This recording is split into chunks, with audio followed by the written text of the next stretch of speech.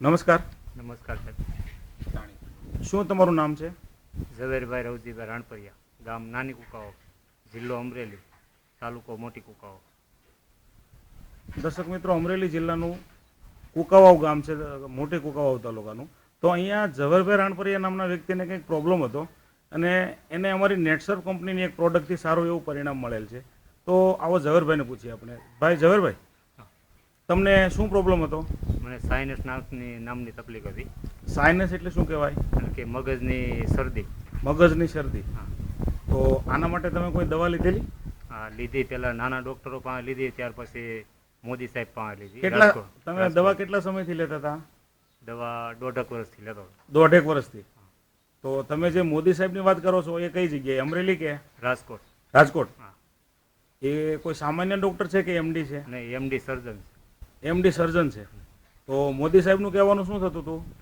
એને તપાસ કર્યો અને ઓપરેશન કરવાનું કીધું હતું. એટલે સાઇનસ હતું. એમને તમારા રિપોર્ટ કર્યા હતા? હા, રિપોર્ટ કર્યા, એક્સરે કર્યો, સાફ કર્યું પહેલાં. અચ્છા. તો ત્યારબાદ જે તમારા રિપોર્ટ કર્યા સાહેબ, એનો ખર્ચ અંદાજિત તમને કેટલો ખર્ચ થયો હશે? અંદાજે 15 થી 20 હજારનો ખર્ચ થયો હતો પહેલાં. અચ્છા. પછી કોઈ દવા આપેલી? દવા એને 6 મહિનાનો કોર્સ કરાવ્યો, પણ એમાં મને કાંઈ રાહત મળી નહીં. 6 મહિનાનો કોર્સ તમે પૂરો કરી નાખેલો ને? હા, 6 મહિનાનો કોર્સ કરવા છતાંય રાહત નથી મળી. પછી 30% જેટલી રાહત મળી. 30% જેટલી. હા. ત્યારબાદ તમે એ દવા બંધ કરી દીધી ને? ત્યારબાદ દવા બંધ કરી દીધી. તો અત્યારે તમને પરિણામ કેવું છે?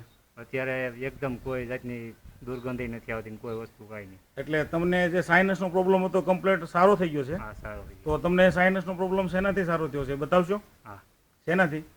આપણે જે નેટ સર્ફનો જે ડબ્બો છે. આનું નામ આવડે છે? હા. શું નામ છે? નેસરામોર. આ નેચરામોર. તો આ નેચરામોરની ભલામણ તમને કોણે કરેલી? નેસરામોરની ભલામણ મારા ભાઈ જ છે એક. શું નામ? એમને સુરેશભાઈ રાણપરિયા છે. અચ્છા. હવે એમણે આ ભલામણ. નેચરામોરના તમે કેટલા ડબ્બા લીધા છે ભાઈ? અંદાજે મેં 6 થી 7 ડબ્બા મેં 6 થી 7 ડબ્બા તમે પૂરા કરી દીધા. હા. બરાબર ને? હા, તો અત્યારે તમારો સાઇનસનો પ્રોબ્લેમ બિલકુલ સારો થઈ ગયો છે? બિલકુલ સારો થઈ ગયો. હવે કોઈ ડૉક્ટરની દવા ચાલુ છે? નહીં નહીં, દવા બી બંધ છે દવા બી બંધ છે. અને પ્રોબ્લેમ સારો થઈ ગયો છે. હા. હવે આ નેચરામોર તમે લેતા હતા કેવી રીતે? બસ પાણી સાથે હતપ ગરમ પાણી કરીને. થોડું ગરમ કરેલું પાણી? હા, એમની અને સાથે લેવાનું. એક ટાઈમ કે 2 ટાઈમ? 2 ટાઈમ લેતો. શરૂઆતમાં 2 ડબ્બા 2 ટાઈમ લીધા. શરૂઆતમાં 2 ડબ્બા 2 ટાઈમ. ત્યાર પછી ને 1 ટાઈમ રોજ સાંજે સૂતી વખતે. એક ટાઈમ એવી રીતે તમે 4 ડબ્બા લીધા ને? હા. ટોટલ તમે 6 ડબ્બાનો કોર્સ પૂરો કર્યો. હા. તો તમારો જે 2.5 વર્ષ જૂનો સાઇનસનો પ્રોબ્લેમ હતો હા. એ અત્યારે કમ્પ્લીટ સારો થઈ ગયો છે એવું કહી શકાય ને? હા, સારો થઈ ગયો. તો આ તમારું જે શૂટિંગ લઈ રહ્યો છું એ તમારા જેવા ઘણા બધા દર્દીઓ જોવાના છે. હા.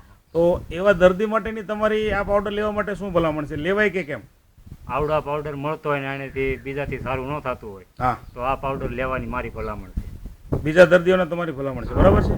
ઓકે. તો તમે જે ઇન્ટરવ્યુ આપ્યું તે કારણ બદલ કે તમારો ધન્યવાદ. હા, બોલો. આમાં હા. આમાં જે સાઇનસની તકલીફ એવી છે કે તે હા. પોતાને જ દુર્ગંધ આવ્યા રાખે.